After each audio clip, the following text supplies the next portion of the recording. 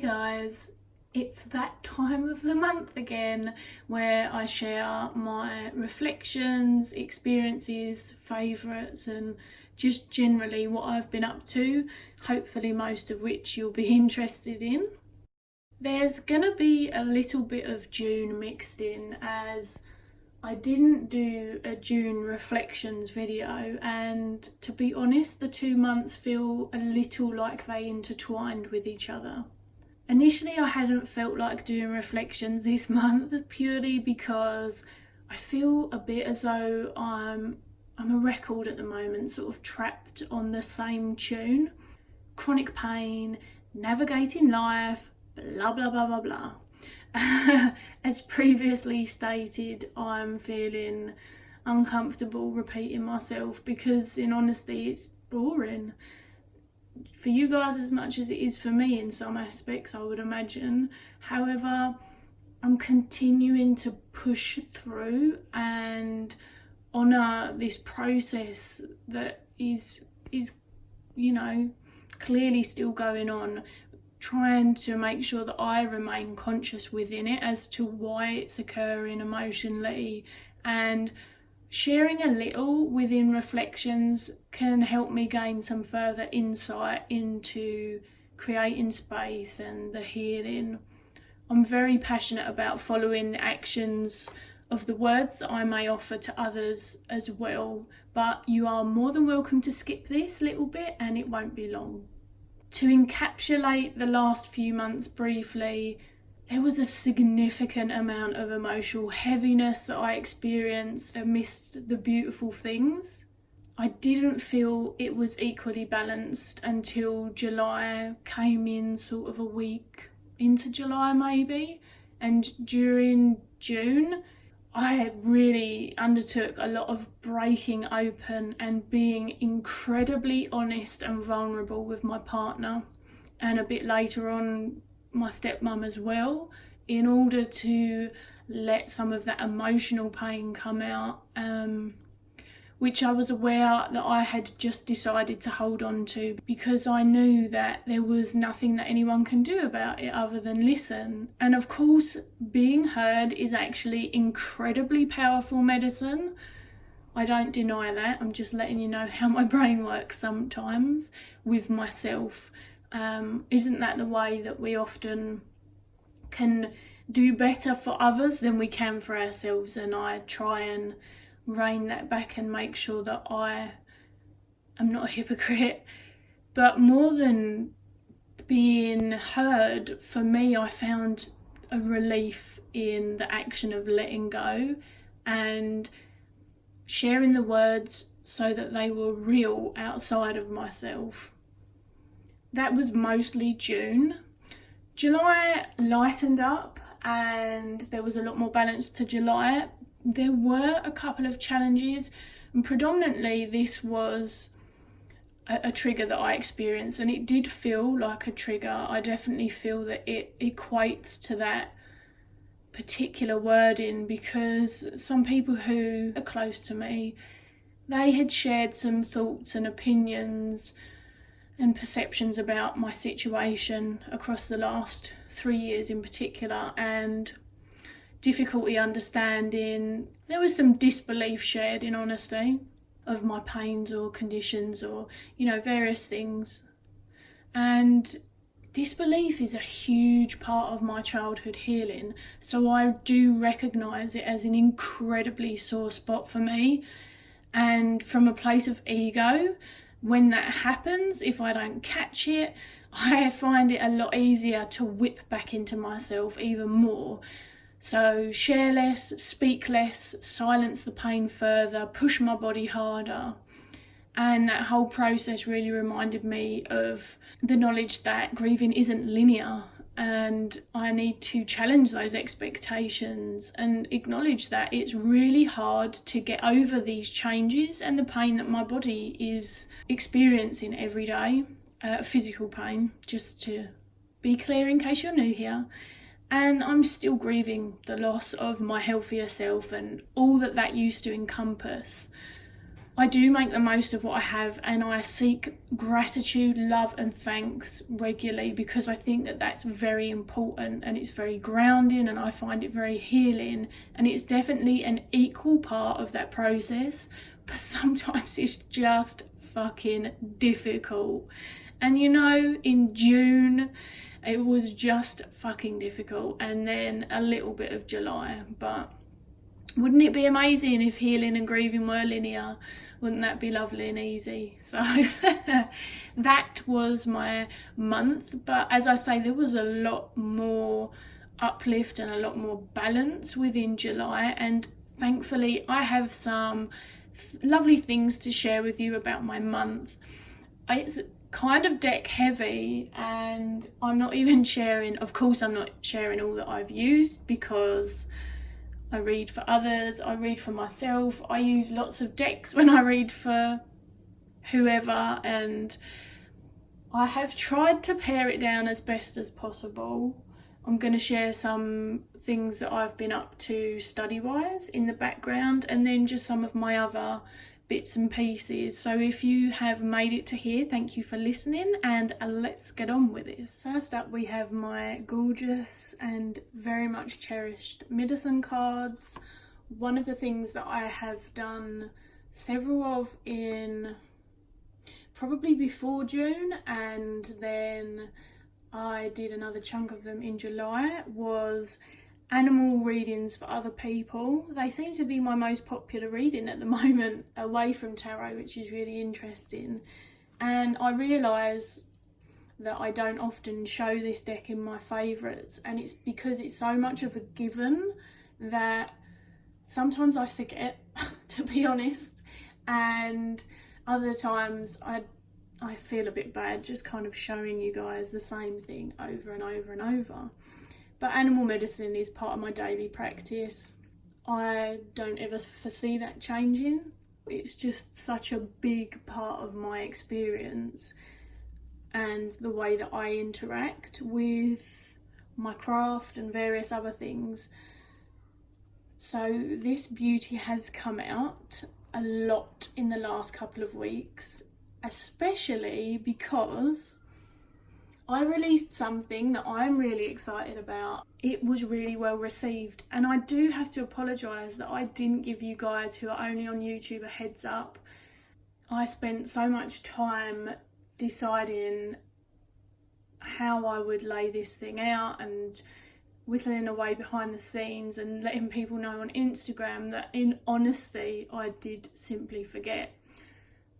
So what is it, you're asking? Probably. Get to the point. It's called Animal Medicine Monthly, and it is my first ever subscription email service. It's entirely free. Honestly, the support that I had from the community took my breath away. It was actually a little bit overwhelming, and I think it's because no matter how much I do this work, I feel it's very important to, at least for me personally, it's fine if no one else feels like this, but to not say that I'm an expert or ever assume that. I like to remain humble with these things. I think there's things that we can always learn. And I wanted to put this thing out there for others, and it sort of felt like I was elevating myself into a different position, which was interesting, but I wanted to just come at it in the down-to-earth way that I come at everything, a little bit psychological as well, because I can't help myself. Now, it didn't get released until the 2nd of August, but of course it was a big part of July, because it was all of the, okay, how is this going to look aesthetically, what's going to be easy on the eye, getting word of mouth out there, letting people know, creating some really fun advertisement videos and things on Instagram. I love multimedia art and stuff like that, so that was a lot of fun. I've had some beautiful feedback about it already, and I'm so thankful. I do offer animal medicine readings. That's my term for working with animal energy, animal guides, messengers, whatever it is that you choose to call it.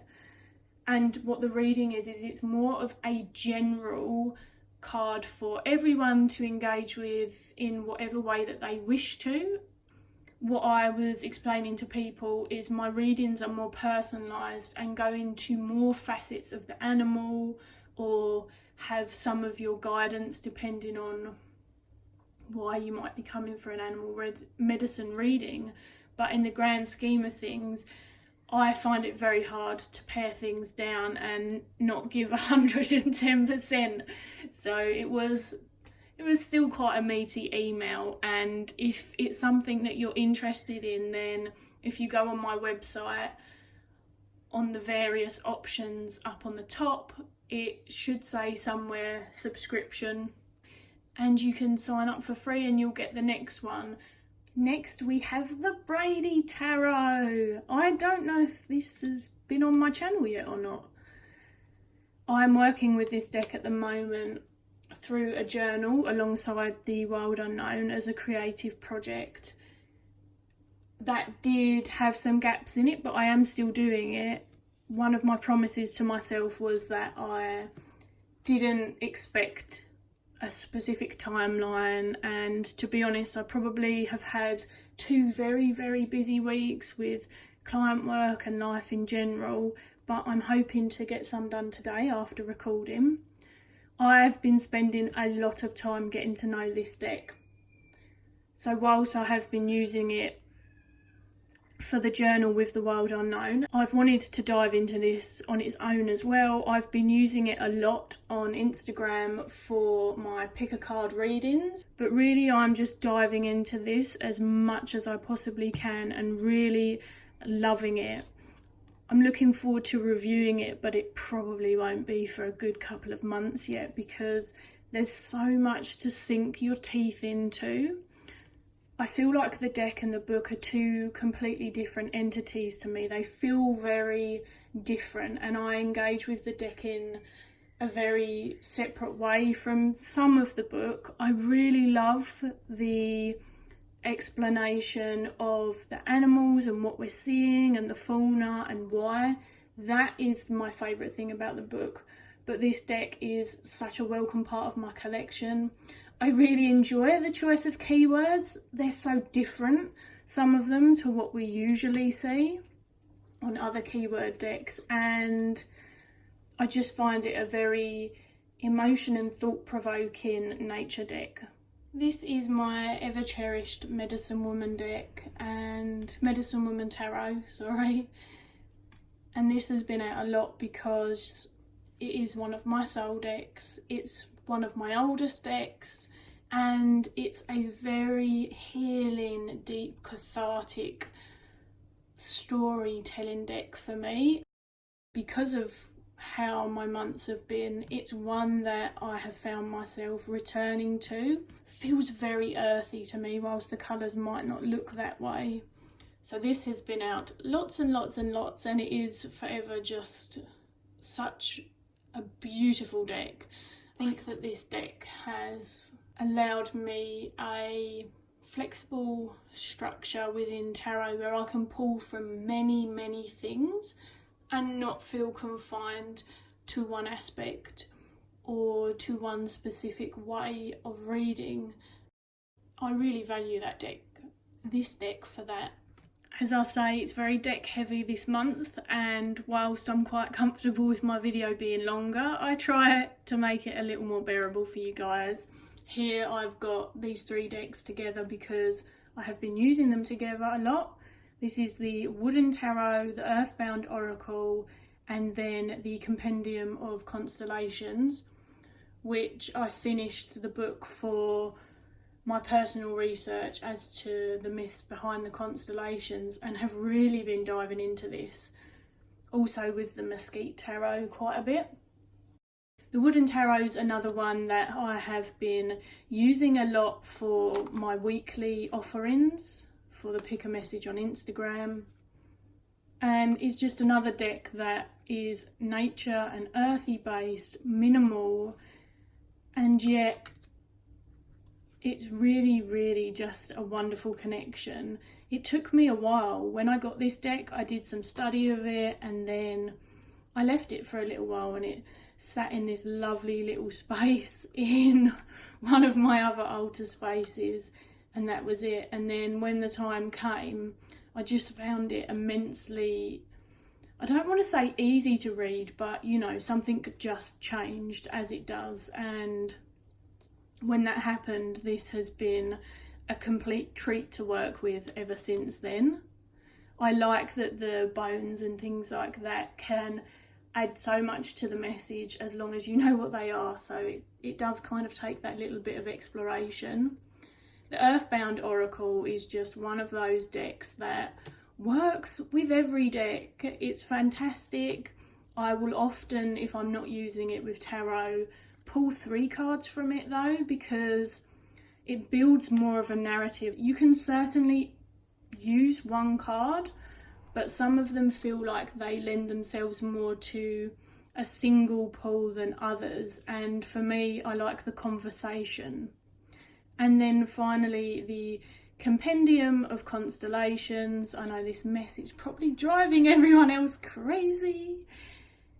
I love this deck. Oh my gosh, this deck has opened up so much for me.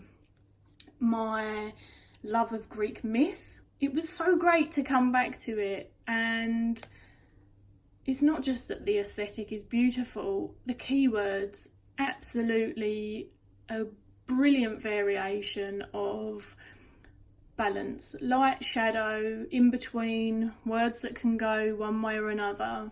I work heavily with colour. Colour in general is just something that I'm very aware of. These 3 decks are sumptuous together, very much so.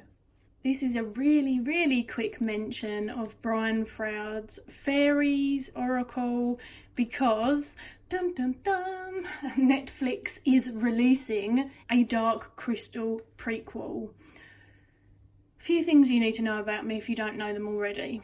Dark Crystal and The Labyrinth, my favourite films of all time, above Harry Potter and the Lord of the Rings, which is pretty damn impressive. They are very closely next, but I love them.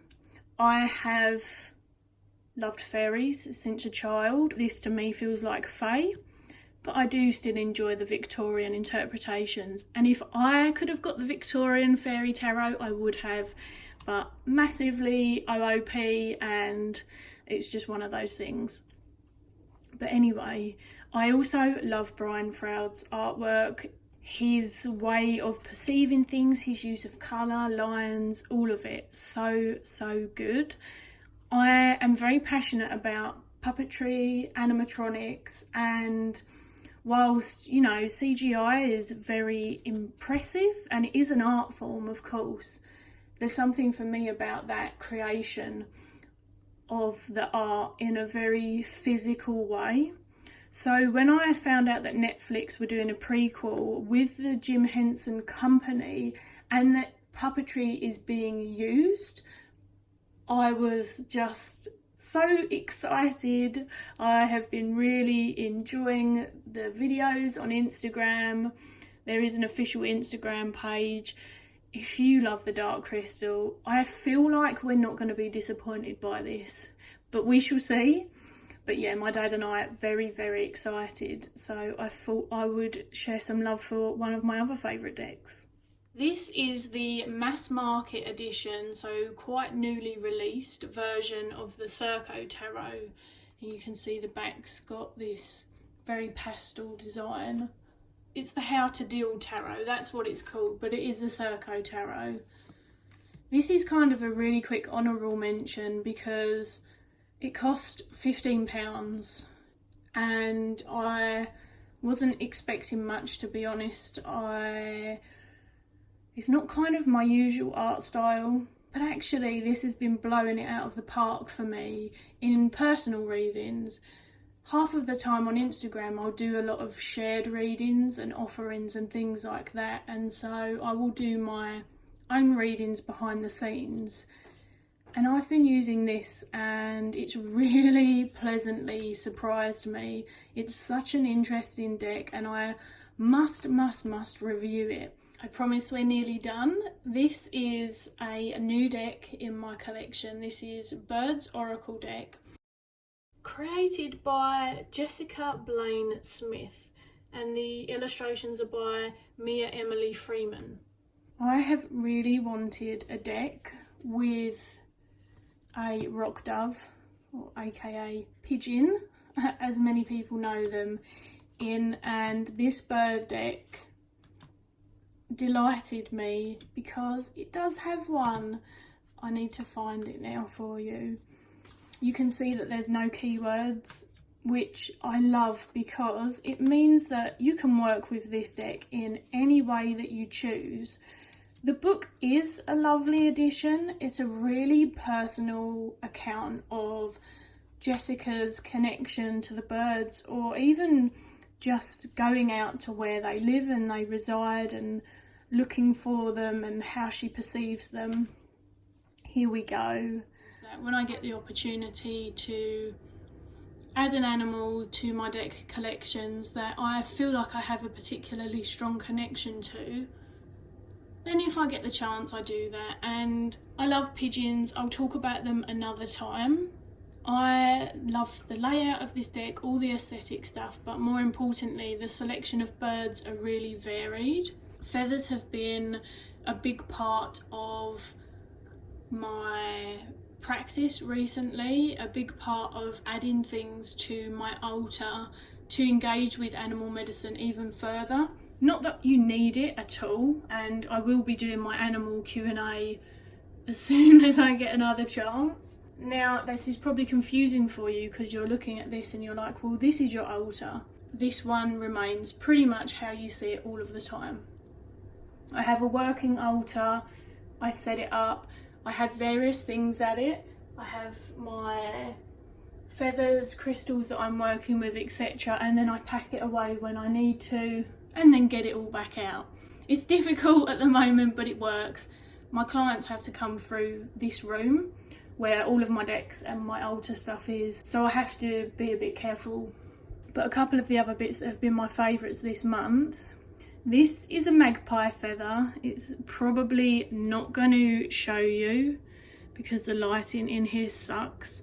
But across this little band here is this really amazing sort of turquoise luminescence that shimmers up and down the feather. And I have continued to keep these on my altar and really engage with the magpie and the pigeon energy, along with my naturally shed roe deer antler, which I have spoken to you guys about. So my altar that you don't get to see is a lot more reminiscent of my practice as a whole, I think. This is pretty, and I'm not going to lie, I love amethyst, I enjoy rose quartz, I've got other bits here still by it. There are a lot of important things to me on here, but my practice, my craft, it's very earth centered. I work with the elements. I'm really getting into the elements in a big way. It's so much fun to explore what my witchcraft is, and I am loving every second of it at the moment.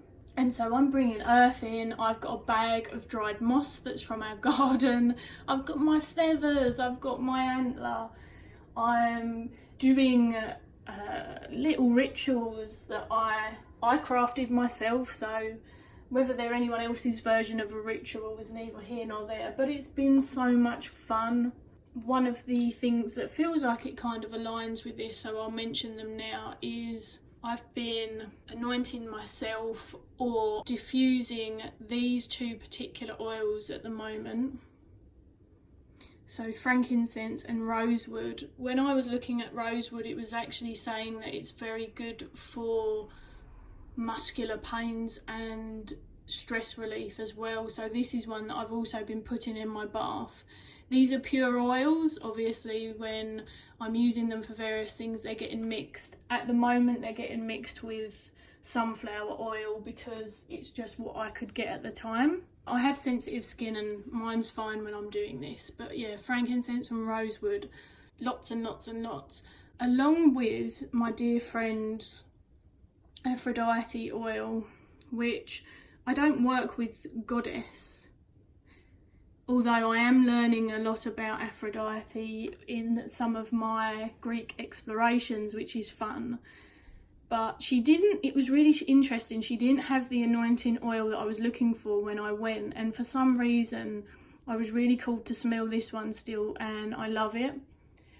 It's a very citrusy kind of scent that it's got something about it, about the undertone of it, even though it's got quite an uplifting scent. I wear this predominantly on the points on my temples, occasionally on some pressure points on sort of the back part of my neck, and then on my wrists. And you can see here that with the Birds Oracle deck book, I've got a couple of other books that I've been reading through, jumping into this one, which was gifted to me by a lovely friend probably about 3 or 4 months ago now. It's really interesting, very different to some of the other animal medicine stuff that I've got. And then I grabbed myself a British Birds book by Collins, and I'm a sucker. I love animal reference books. I take in as much animal stuff as I can, so these are some of my reading materials in the recent months. Last but not least for decks, this is another one that joined my collection in recent months, and your eyes aren't deceiving you. I have a Pocket Thoth deck. Who'd have thought it, right? Now, one of the reasons that I ended up getting this was nostalgia. Whilst my biological mum introduced me to various tarot decks such as the Medicine Woman Tarot and the Mythic Tarot and all of those things, and I didn't see a Thoth Tarot for years, my stepmum and her family and my dad are mostly only familiar with the Thoth, I believe. It's something that they all have varying relationships with. I guess more than anything, I wanted to at least try, because keywords I don't have a problem with. Working outside of Rider-Waite-Smith I don't have a problem with. Crowley, not my favourite person, I'm not going to lie, but I do find I'm able to separate any feelings that I have about, and Crowley's not the only person either, I must say, that I'm not particularly a fan of. So I have got myself that to, I guess, bring a bit of them into my practice. I know it sounds weird, I have no expectations, I am not worried either way of how it goes. I borrowed her 2 books on Thoth. The Book of Thoth is obviously Crowley's, and for many people it's like a necessity. I'll be honest, it's not my style of writing. So it's not that I have an issue with the stuff that he's saying about his cards, because they're his cards, but the actual style of the way that he talks is something that just doesn't resonate with me. And I was really glad that she had 2, because this particular book, Tarot Mirror of the Soul, there are some more, what I feel, more divinatory stuff that maybe I don't necessarily work with or feel or incorporate into my practice, but it's a very, very down-to-earth exploration of the Thoth, in my opinion. So really I've just brought both of these in to flick through them from time to time. Now this isn't I'm studying Thoth and I'm going really deep into it. I am currently exploring the deck through music. It's definitely aided by these books, of course, but I am finding songs that I feel represent the card, sharing some of the lyrics and why I feel they represent, and discussing the card further. It's one of those things, that way of doing it is not going to be for everyone. Some people do genuinely feel that you have to read certain decks only if you know every single layer and facet. So I apologise if that offends anyone, because it did, and it has. Not on YouTube, because I'm only just sharing this, but I'm really enjoying my way of getting to know the Thoth, and that's cool.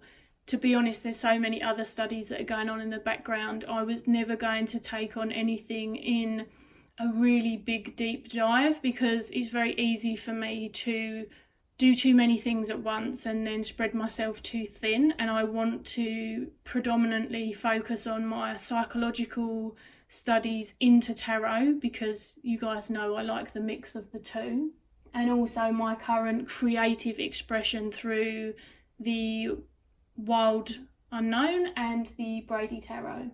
We're into the final little bit and I'm nearly finished. Thank you for sticking with me if you've managed to. There are a few bits and pieces that I'm reading at the moment. I've started the Book of English Magic and you can see I'm not very far in at all, but I am loving it. I knew I would. I saw it in... I think I saw it in Waterstones, and then I managed to get myself a second-hand copy of it for all of £4, I think it was, used. You know, how? This is not what a used book looks like once I've used it. They look like they've been chewed up and spat back out by a dog. I believe it's a book that Kellyanne Maddox spoke about, which was really interesting because I saw her video after I had bought it, but was like, yay, someone else likes it. So if you want to know more, I don't know what video of hers it is, but it was over there. Honeycomb Heart is the other one that I have been diving into, and I love this book. It's such an emotional, raw and vulnerable exploration through her own processes. And unlike a lot of the more modern poetry, which I enjoy, I've got modern poetry books, I actually probably need some more vintage poetry in my life, if anything. But they're very concise often, and I find myself wanting a bit more. And between the prayers, poems and offerings in this, you can see that there is so much to be read. I really, really recommend this book if you're at all familiar with the creator and her work and her words, because she is just someone that I resonate with. I feel like she has a very earthly, magical practice as well, although I don't want to put words into her mouth, but I do resonate with her a lot. Getting her book was a lovely way of supporting her and having more of that, especially when you're doing some grieving and deep emotional journeying yourself. This is a very welcome companion, I've found. 2 more things and we're done. Dragon's Blood. That's all I'm going to say. Dragon's Blood. I love this brand anyway. It's the predominant one that I use.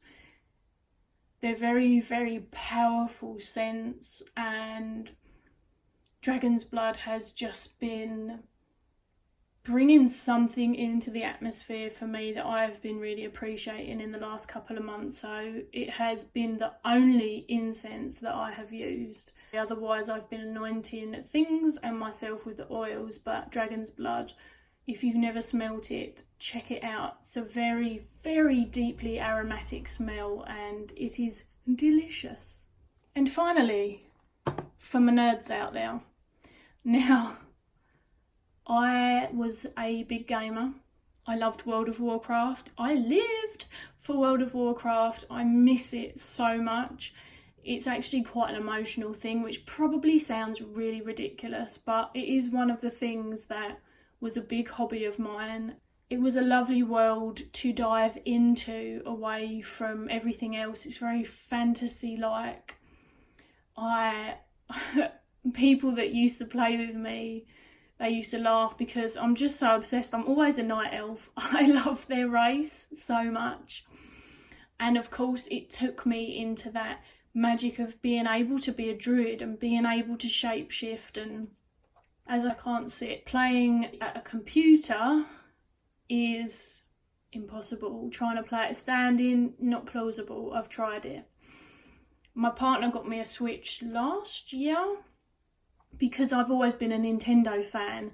I know they're worlds apart, but I am one of those people, I like all different gaming platforms, because I'm a nerd, I'm not gonna lie.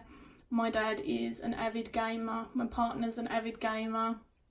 Whilst they're very different, the DS and the Switch and the Nintendo games have brought something in. And the Switch is amazing because occasionally I have to go and lay down because it's not good to be on your legs and putting pressure on your knees all the time. So I stand and play my Switch at a TV that my partner has set up in here for me. And you can play it like a Wii with the... oh my god, what are they called? The little controllers. I was going to call them the thingy-mabobs. Separately, like you would an old school Wii. And then when I need to lay down, I can put it all together and use it as a handheld. I recently decided to get nostalgic because I have played pretty much all of the Lego games on the PlayStation back when they came out. Harry Potter was always my favourite for various reasons. So I've been playing Harry Potter on the Switch and it's just been such fun, honestly. It's the thing, like, if I've done a reading, there's only so much you can pull yourself cards. And whilst I read for others, I'm not going to lie, I'm not one of the big names out there slinging cards for people every second of my day. That would be amazing, but I'm not there yet, folks. I do run a private business away from Tarot Land, but because I have to sit during that, I do have to manage the amount of clients that I can see. And so having Harry Potter in my life has been super fun. I'm loving it. So if you play stuff like this, I'd love to hear from you and hear about if there's anything fun that you're enjoying at the moment. I'm very much waiting for the next Pokemon to come out. Shield and Sword, I believe it's called. I'm waiting for the Animal Crossing game to come out. Yes, I don't care. I love Animal Crossing. Judge away. And Spyro. I was heartbroken when Spyro didn't come out on the Switch and they pulled it. They have finally committed. It is coming because Spyro was like a big part of my childhood. What did I play? Like Spyro, Croc, Tomb Raider, stuff like that. So I'm really excited to get that. But I think some of them come out, or maybe one. I know Pokemon comes out towards the latter part of the year, but I think the others aren't till next year. So if you've got any recommendations, recommend away. If you have hung out with me for all of this time, then I am really thankful. I'd love to hear from you guys, whatever it is that you want to chat about or share in the comments below. The next video I hope to be on the channel is the animal medicine Q&A. And then you probably won't get too many videos from me in August because August is my birthday month. It's one of my brothers as well. It's my dad's. There's a lot of Leos. I'll be honest, I have found it really difficult to get excited about mine this year, but I do find it okay and easy to get excited about other people's, and I know I'll be doing family stuff and things in between. So you might not hear too much from me, but that's the only reason. And I will catch you guys all again soon.